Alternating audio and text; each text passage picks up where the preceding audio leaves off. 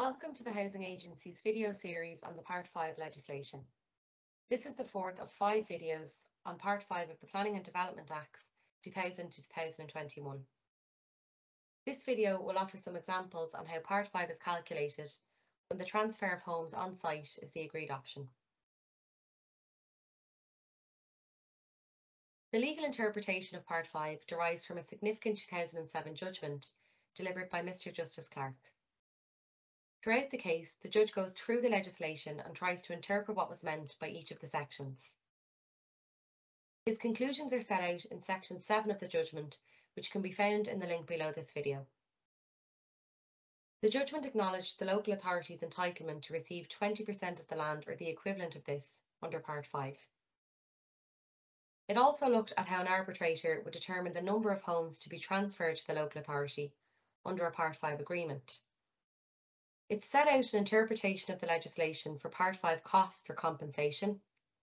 And lastly, it set out a process for balancing payments, which we will explore further through the examples in this video. A key thing to come out of the Justice Clarke judgment is that 20% of the units do not always represent the equivalent of 20% of the land. This first example looks at a development of 80 houses that sit on equal plots. In this example, the Part 5 requirement is 20%. The total site is 8 acres and has an existing use land value of €80,000. Therefore, each of the 80 plots has an existing use value of €1,000. The local authority agrees to purchase 16 houses within this development, so that's everything within the red boundary shown in the picture on the slide. As all of these houses are equal, this represents 20% of the land. The local authority therefore pays a total of €16,000 in land costs for these 16 houses. And in addition to this, they will also pay the normal construction costs for these houses, their proportion of the site development costs, and a builder's profit. But what if the plots are not equal? Justice Clarke in his 2007 judgment in Section 7.14 of the judgment says where sites are not homogeneous, it seems to me that the property arbitrator must do the best he can to identify a set of housing units for transfer where the aggregate of the planning gain attributable to the site on which each of those units has been built approximates 20% of the total planning gain on the development as a whole, subject only to a balancing payment.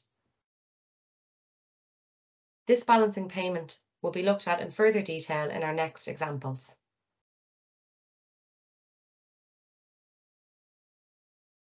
Example 2 looks at a development of 80 houses that sit on unequal plots. The total area of all the housing plots on site is 15,000 square metres. The net monetary value for the site is €3.63 million. In this example, the Part 5 requirement is 20%. The equivalent net monetary value to be achieved is 20% of the net monetary value, and this is equal to €726,000. The local authority agrees to purchase 16 houses, each with different plot sizes that total 2,700 square metres. The individual plot sizes for these 16 houses can be seen in the table shown on the slide. However, 2,700 square metres only represents 18% of the overall site, and the local authority is entitled to capture 20%. Therefore, there is a shortfall of 2%, and this is worth €72,600. The local authority therefore accepts this as a discount on the construction costs of these houses.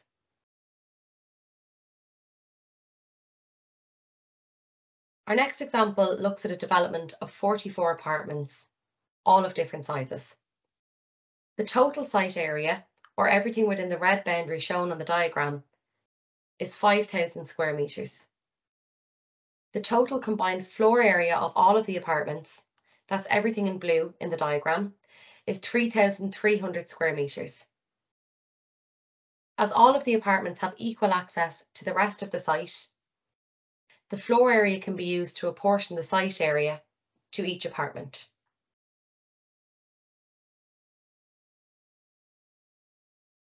As we mentioned, the total combined floor area of all of the apartments is 3,300 square metres, and the Part 5 requirement is 20%. 20% of the total floor area is 660 square metres, and so this is what the local authority is entitled to capture.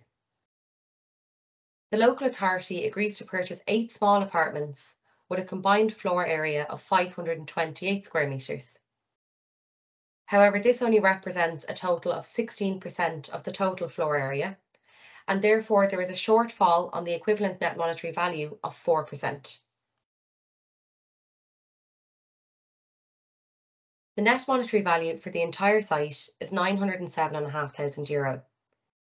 The equivalent net monetary value to be achieved by the local authority is 20% of this, which is €181,500.